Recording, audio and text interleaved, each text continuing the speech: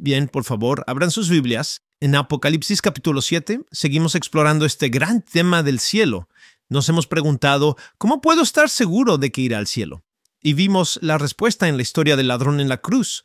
Él se volvió hacia Jesús, le pidió, confió en él, y a quien se vuelve, pide y confía en Jesús, él le dice, estarás conmigo en el paraíso. La semana pasada analizamos cómo será el cielo y en particular cuál es la experiencia de nuestros seres queridos cristianos ahora mismo en la presencia de Jesús. Vimos 4 respuestas en las Escrituras. Están con Cristo, están plenamente conscientes, están activamente comprometidos y esperan con anhelo. Lo que disfrutan ahora es mucho mejor que lo que conocemos en este mundo y, sin embargo, lo mejor para ellos y para nosotros está por venir. Ellos esperan, como nosotros, la resurrección del cuerpo, la reunión de toda la familia de Dios y, por supuesto, los nuevos cielos y la nueva tierra, de lo cual hablaremos más la próxima semana. Todo eso está en el futuro para ellos, como lo está en el futuro para nosotros. Hoy abordamos una pregunta muy importante. ¿Nos reconoceremos en el cielo? Y pues me he centrado en esto hoy porque creo que es la pregunta que me han hecho más en todos estos años acerca del cielo que cualquier otra pregunta. Y es crucial tener una respuesta clara. Hoy veremos la respuesta de manera que espero sea muy clara y tranquilizadora para todos mientras exploramos el tema de las relaciones en el cielo. 3 partes hoy. Comenzaremos con la alegría de sentirnos en casa en el cielo. Luego, la alegría de estar juntos en el cielo, nuestras relaciones mutuas. Y finalmente, brevemente, la alegría de estar con Cristo en el cielo. Si tienen sus Biblias abiertas en Apocalipsis 7, versículos 9 y 10, comenzamos con la alegría de estar en casa. Esta visión maravillosa, Juan dice: después de esto miré y vi una gran multitud que nadie podía contar, de todas las naciones, tribus, pueblos y lenguas, de pie delante del trono y delante del Cordero. Traten de imaginar esto, vestidos con vestiduras blancas y con palmas en las manos, clamaban a gran voz: la salvación pertenece a nuestro Dios, que está sentado en el trono y al Cordero. ¿Qué visión tan maravillosa es esta? Tratemos de asimilarla por un momento. Juan ve una multitud inmensa, más que lo que se puede contar, una gran muchedumbre, y están en la presencia inmediata del Señor. Estos son los que están en la presencia de Cristo, están ante el trono y ante el Cordero. Están vestidos con túnicas blancas que simbolizan pureza. No hay en ellos ni rastro de mancha, ni el más leve indicio de tentación cerca de ellos. Y llevan ramas de palma en las manos. En la Biblia, las ramas de palma suelen simbolizar la victoria, así que estas personas celebran una victoria total y absoluta. Para estas personas ya no hay más batallas, ni luchas, ni heridas. Victoria completa, y atribuyen esa victoria a Dios mismo. Por eso dicen que la salvación pertenece a Dios, no vino de nosotros. Es Dios quien nos salvó y nos salvó a través del Cordero. Cuando te haces cristiano, Dios te da un nuevo corazón. Pone su Espíritu Santo dentro de ti, pero todo cristiano sabe que vivimos esta vida cristiana en el cuerpo. Por eso, una vida verdaderamente cristiana es una batalla a cada paso. En este mundo cargamos en nuestro cuerpo el peso del pecado que aún persiste. Por mucho que avancemos en la vida cristiana, nunca nos liberamos completamente de él. Vivimos en un mundo caído, donde Cristo es deshonrado, la justicia es despreciada y el mal y la violencia eclipsan todo lo bueno. Estamos en guerra contra la inclinación de la carne. A lo largo de la vida, esa inclinación puede cambiar de dirección. La lujuria puede ceder ante la codicia ante la pereza. La dirección en la cual nos jala la carne durante nuestra vida puede cambiar, pero la lucha que genera nunca desaparece. Y tenemos un enemigo, el diablo, que aunque no puede vencernos definitivamente, nunca deja de intentarlo. Y por todas estas razones, como cristianos, con un nuevo corazón y con el Espíritu Santo en este mundo, vivimos siempre una vida de arrepentimiento y de fe. Es una vida de arrepentimiento porque nunca dejamos de ser conscientes de nuestros pecados y de nuestras muchas faltas. Y es una vida de fe porque caminamos por fe siempre y no por vista. Hacemos esto y perseveramos con la ayuda del Espíritu Santo. Pero la vida cristiana en este mundo es una lucha constante. Pero lo que vemos aquí en Apocalipsis 7 es que no siempre será así. Juan ve a los creyentes en la presencia de Jesús y no hay ni rastro de lucha. Celebran la victoria total, la larga lucha ha terminado, agitan ramas de palma porque la victoria ya ha sido alcanzada. Ahora, en el versículo 15, están en casa, están ante el trono de Dios y les sirven día y noche en su templo, y el que está sentado en el trono los cubrirá con su presencia. Literalmente, esa última frase, que Dios los cubrirá con su presencia, literalmente Juan lo que escribe aquí es que Dios mismo extenderá su tienda sobre ellos. Imaginen una gran lona que Dios despliega hasta que sus bordes alcanzan a todo su pueblo. Él extiende su tienda sobre ellos para que cada uno de los que son parte del pueblo de Dios estén dentro, y es la imagen más hermosa de inclusión. Nadie queda fuera, todos están dentro, todos disfrutan estar dentro de este hogar glorioso del Dios Todopoderoso. Él extiende su tienda sobre ellos. Hermosa imagen. Piensa en esto. ¿Dónde en el mundo, en qué momento de tu vida te has sentido más completamente en casa? ¿Cuál es el lugar donde más profundamente has dicho y sentido, aquí es donde pertenezco? Ese sentimiento que puedes identificar al pensar en ese lugar o ese momento, ese sentimiento es un pequeño anticipo de lo que experimentarás cuando estés en la presencia del Señor. Y es maravilloso poder anticiparlo. Algunos luchamos por sentirnos en casa en esta vida. Algunos luchamos por sentirnos en casa en nuestro trabajo. No estamos seguros de encajar realmente en lo que hacemos. Algunos no nos sentimos del todo en casa en la iglesia. Algunos no nos sentimos del todo en casa ni siquiera en nuestras propias familias. Algunos no nos sentimos del todo en casa ni siquiera en nuestro propio cuerpo. Pero si estás en Cristo, llegará el día en que sabrás que estás completamente en casa. Dios extenderá su tienda sobre ti y te encontrarás diciendo, aquí es donde pertenezco. Fui hecho para este lugar. Ahora sé que aquí es donde siempre debía estar.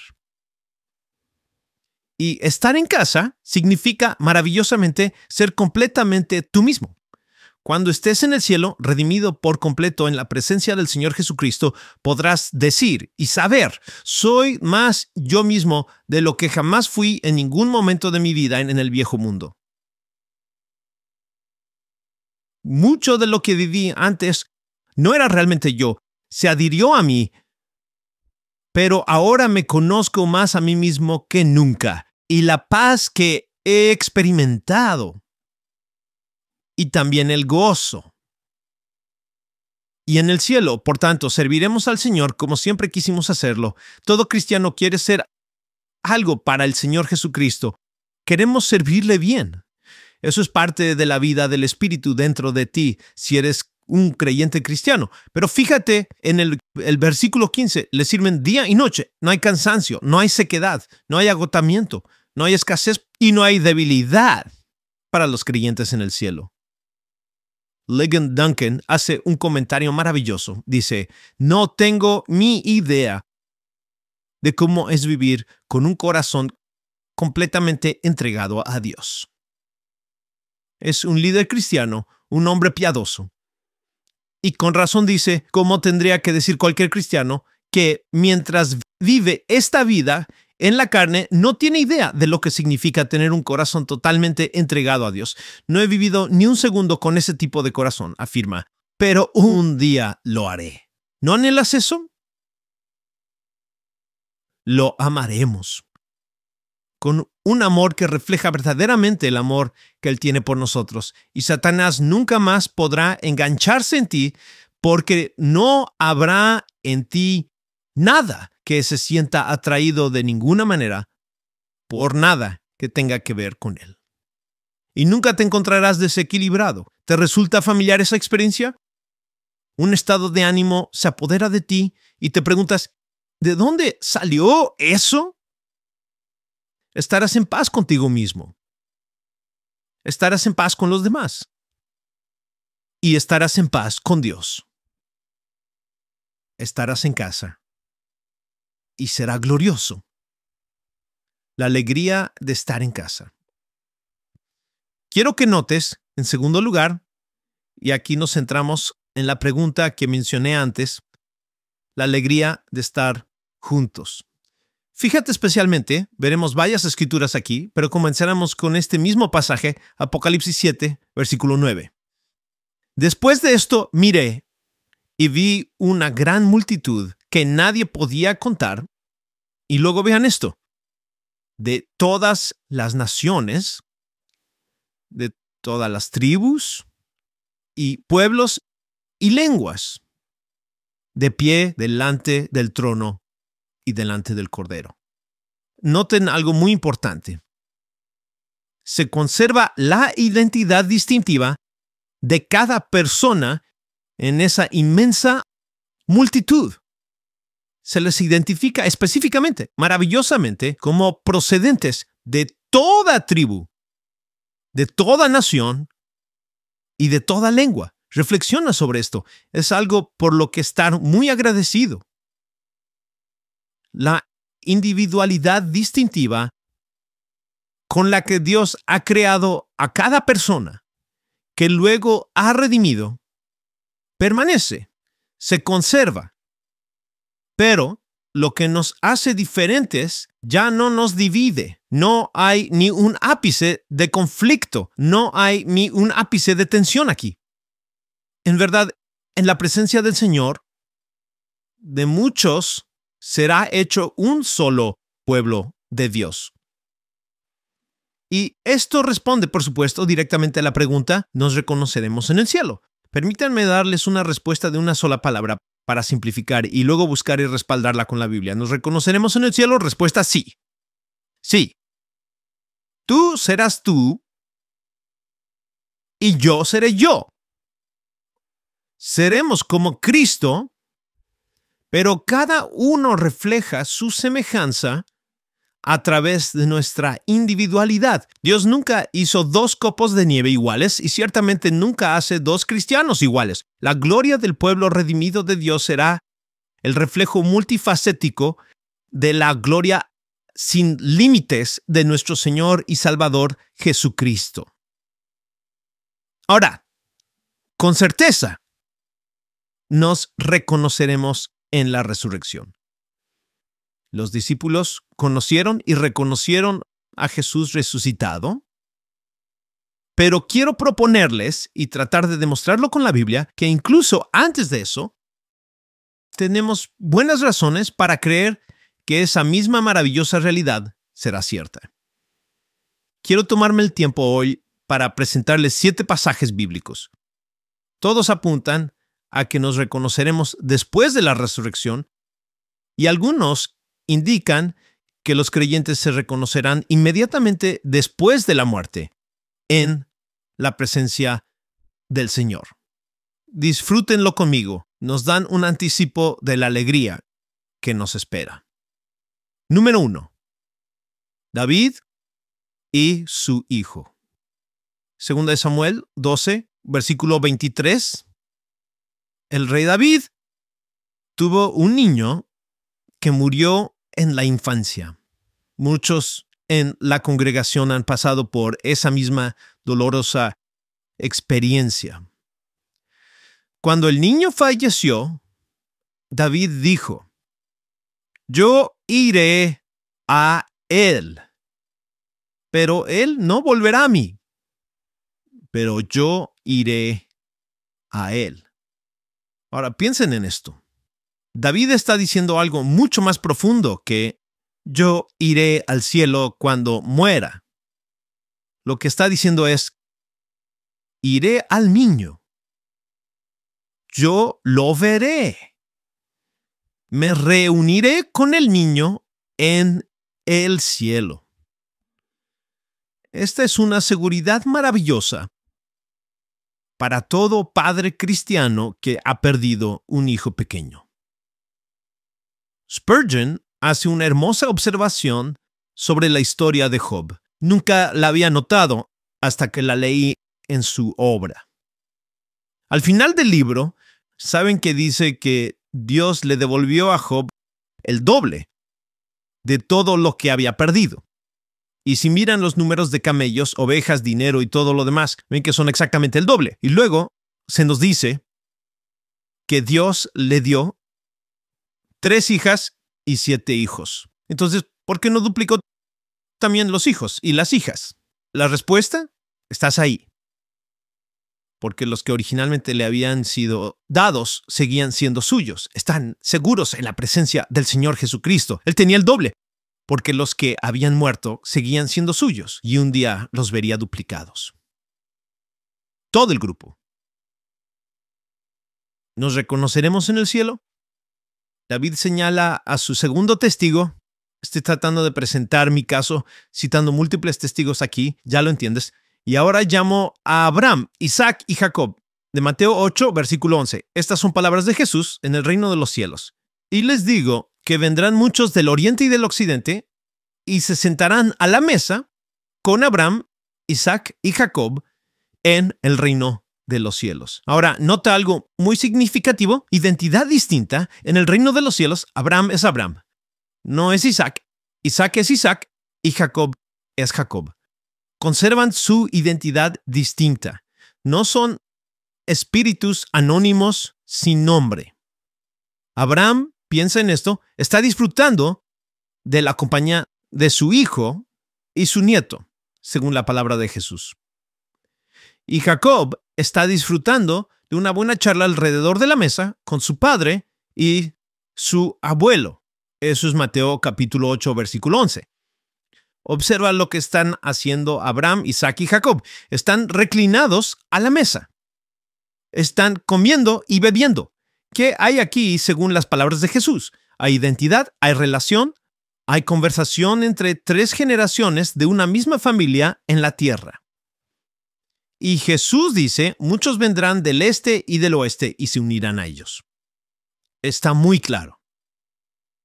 Tercero, en la misma línea, Jesús y los discípulos.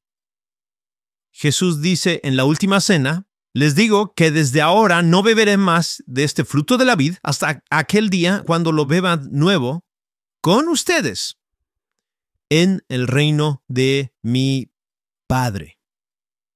Fíjense en la misma claridad aquí. Jesús afirma con toda claridad que beberá la copa en el reino de su Padre y lo hará con los discípulos. Es decir, los 11 que compartieron la última cena con él en la tierra se sentarán y beberán la copa con Jesús en el cielo. Esos discípulos tienen nombre y son conocidos, estos discípulos. Cuarto, y este es muy interesante: Moisés y Elías. Mateo 17, versículo 3. En esto se les aparecieron, esto es en la montaña de la transfiguración, Moisés y Elías hablando con él. Este punto es particularmente interesante porque cuando Moisés y Elías aparecieron en el monte de la transfiguración, aún no poseían el cuerpo de resurrección. Recuerden, hasta hoy, Jesucristo es la única persona del universo que ya posee el cuerpo de resurrección. El único. ¿Dónde están Moisés y Elías? Están en el cielo, junto al resto de creyentes que nos han precedido. Están con Cristo plenamente conscientes y activamente comprometidos. Además, anhelan el día en que recibirán el cuerpo de resurrección, ligado a la venida de Cristo en poder y gloria. Entonces, ¿qué eran cuando aparecieron en el monte de la transfiguración? Eran espíritus. Ellos eran almas hechas visibles. Al igual que los ángeles, normalmente invisibles para nosotros, se mostraron a los pastores la noche del nacimiento de Jesús, o como las almas del cielo que vimos la semana pasada en Apocalipsis 6, se hicieron visibles a Juan para que pudiera ver su presencia con el Señor. Lo fascinante es que, aún sin cuerpo de resurrección, Moisés y Elías eran conocidos y reconocibles. ¿Cómo supieron Pedro, Santiago y Juan que estaban ante Moisés y Elías? No lo sé. Pero sí sabemos por las Escrituras que lo sabían.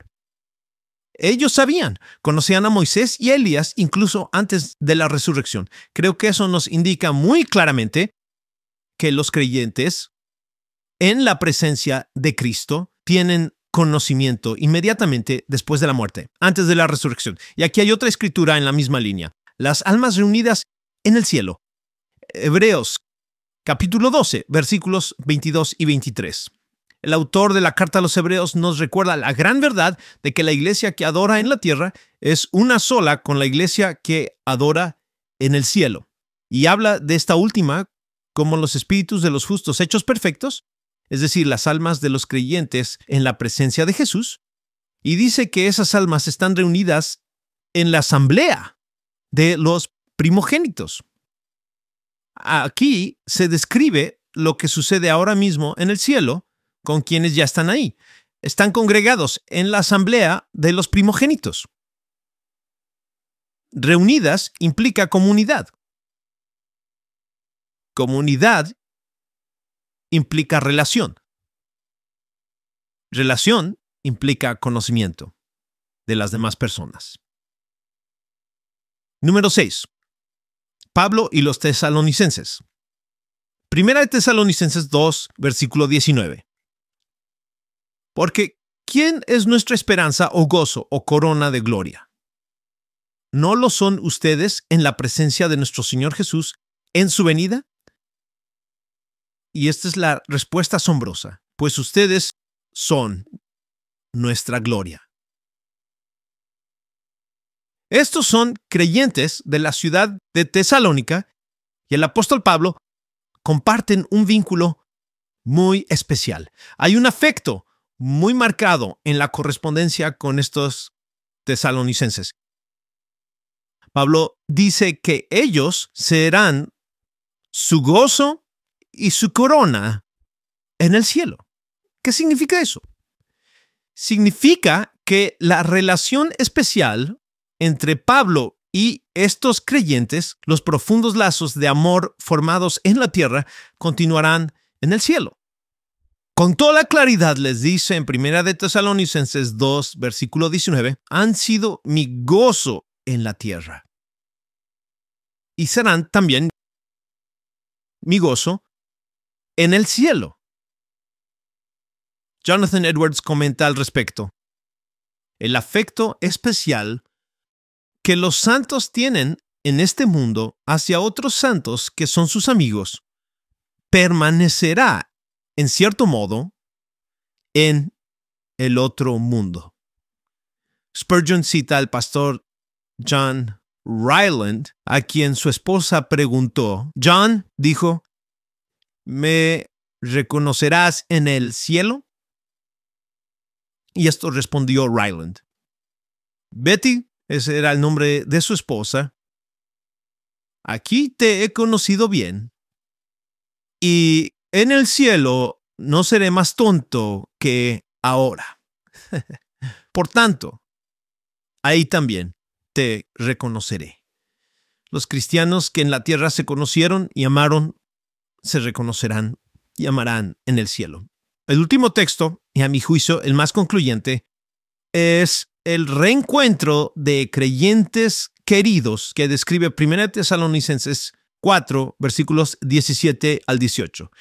El apóstol habla aquí del regreso de nuestro Señor Jesucristo, descenderá del cielo con voz de mando, con voz de arcángel y con la trompeta de Dios, y los muertos en Cristo se levantarán primero. Entonces nosotros, los que estemos vivos y que permanezcamos, seremos arrebatados juntamente con ellos.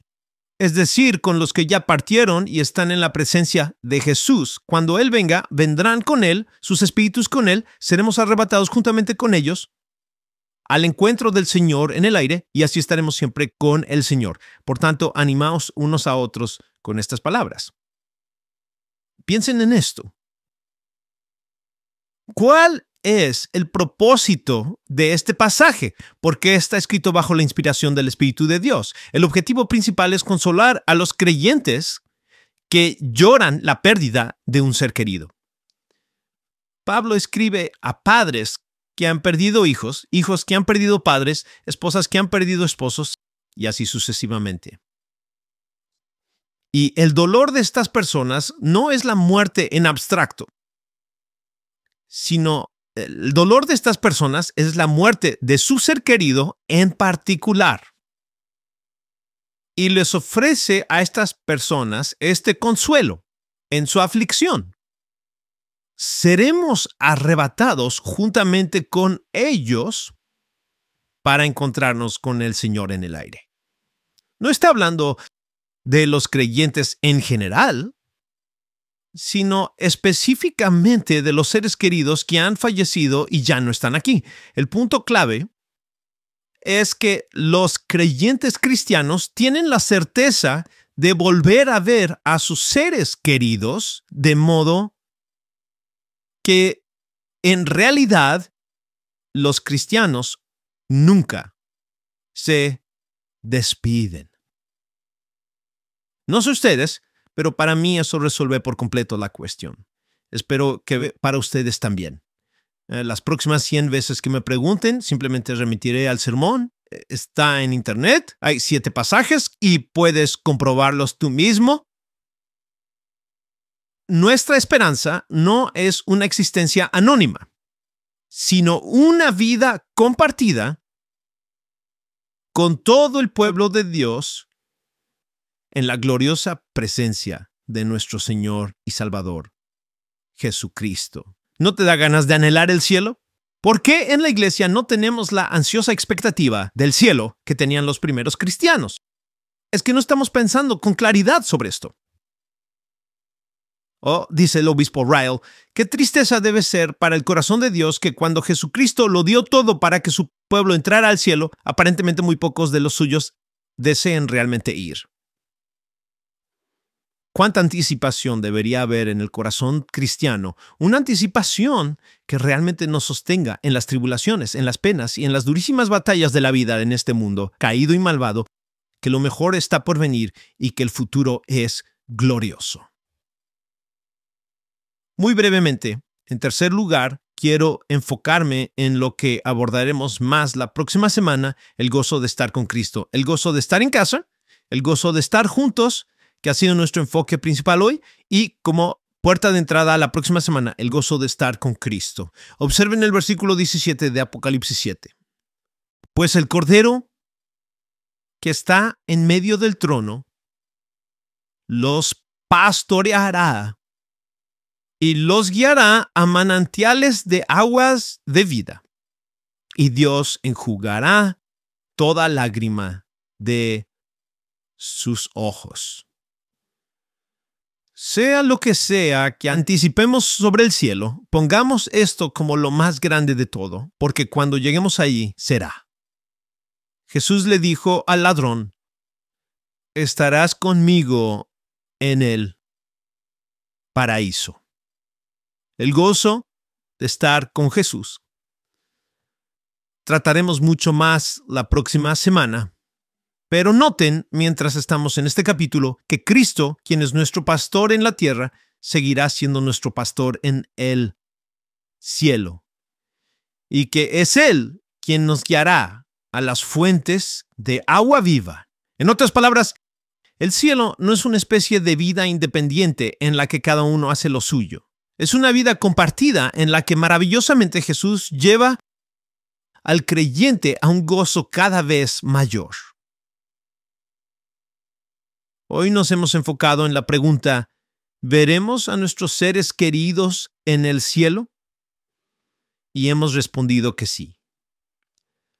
La pregunta más grande, por supuesto, es: ¿verá Jesús a sus seres queridos en el cielo? Y la respuesta a esa pregunta también es un rotundo sí, también.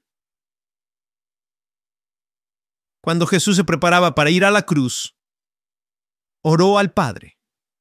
Sus palabras quedaron registradas en Juan capítulo 17 y son absolutamente gloriosas. Por favor, subraya y aprende de memoria Juan 17:24, si aún no lo conoces. Padre, dice Jesús, quiero que los que me has dado estén también conmigo donde yo estoy,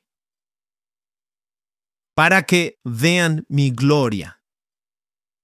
Piensa en esto. Ahí está Jesús, camino a la cruz. ¿Y por qué va a la cruz? Está orando al respecto. Dice: Padre, esta es la razón por la que lo hago. De esto se trata. Quiero que aquellos que me has dado, quiero que mis amados, los que has amado desde antes de la fundación del mundo, que yo también he amado desde antes de la fundación del mundo, quiero que estén conmigo. Quiero que mis seres queridos estén en el cielo. Quiero que me vean y me conozcan y que contemplen mi gloria. Quiero que me conozcan en el cielo. Eso es lo que Jesús está diciendo. Y es maravilloso. Fue a la cruz para llevarte allí. Y vive a la diestra del Padre para traerte. De modo que en el último día, cuando diga: aquí estoy, Padre, y todos los hijos que me has dado, y ni uno solo faltará. Cuando llegues al cielo, verás su gloria. Piensa en esto. Juan dice que lo veremos tal como Él es. No lo verás en un pesebre. No lo verás sudando gotas de sangre como en el huerto de Getsemaní, ni con la barba arrancada y la saliva corriendo por sus mejillas, retorciéndose en agonía sobre una cruz. Lo verás resucitado, triunfante, y lo verás victorioso. Veremos, dice el profeta Isaías, veremos al Rey en su belleza. Por eso tendremos ramas de palma en las manos y diremos: junto con todos los redimidos, la salvación pertenece a nuestro Dios, que está sentado en el trono, y al Cordero. Hay una hermosa historia, y con eso termino hoy, sobre un hombre llamado William Montague Dyke. Es un buen nombre, William Montague Dyke. Cuando William tenía 10 años, quedó ciego a causa de un accidente. A pesar de su discapacidad, ingresó a la universidad y se graduó con altos honores. Durante sus estudios se enamoró de la hija de un alto oficial de la Armada Británica y se comprometieron. Poco antes de la boda, William se sometió a una cirugía ocular con la esperanza de que quizás se le devolviera la vista. Era lo más avanzado del mundo médico en aquella época. Y William sabía que si la operación fracasaba, permanecería ciego de por vida. Tras la intervención, y esto es real, los ojos de William estaban cubiertos con vendas e insistió en mantenerse así hasta el día de la boda. Si la cirugía tenía éxito, la primera persona que quiso ver era su nueva esposa. Bueno, llegó el gran día, ¿te lo imaginas? Los invitados reunidos para presenciar cómo la pareja intercambiaba sus votos, William de pie al frente con su padre a un lado y el médico que le practicó la cirugía al otro, y los ojos aún vendados. El órgano hizo sonar la marcha nupcial tradicional. La novia avanza hacia el frente de la catedral y en cuanto llega al altar, el cirujano toma unas tijeras y corta las vendas que cubren los ojos de William. Imagina la tensión que se respira. Todos contienen la respiración para ver si William puede ver a la mujer que está parada junto a él. Se encuentra cara a cara con su novia y todos oyeron las palabras de William resonar por la catedral. Eres más hermosa de lo que jamás imaginé. Amigos, un día se quitarán las vendas de nuestros ojos y la fe se convertirá en vista y veremos al Salvador tal como es. Y cuando lo vean, su gloria será mayor de lo que jamás hayan imaginado. Padre, hasta ese día, concédenos caminar por fe hasta que veamos cara a cara a aquel a quien hemos amado y en quien hemos confiado.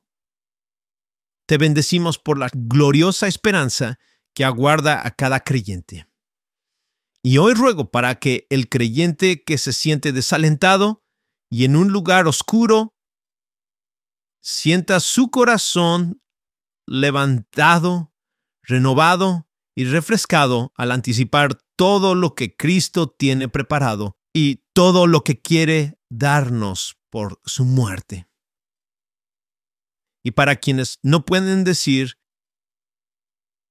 que se han vuelto a Cristo, que lo han buscado y confiado en Él, Padre, que hoy sea el día en que digan, una gloria así, no puedo perdérmela, no puedo seguir separado de un Salvador como este ni un instante más. Señor Jesús, aquí estoy. Sálvame, tómame, hazme tuyo. Estas cosas te pedimos en el nombre de Jesús, y todos juntos dijeron, amén.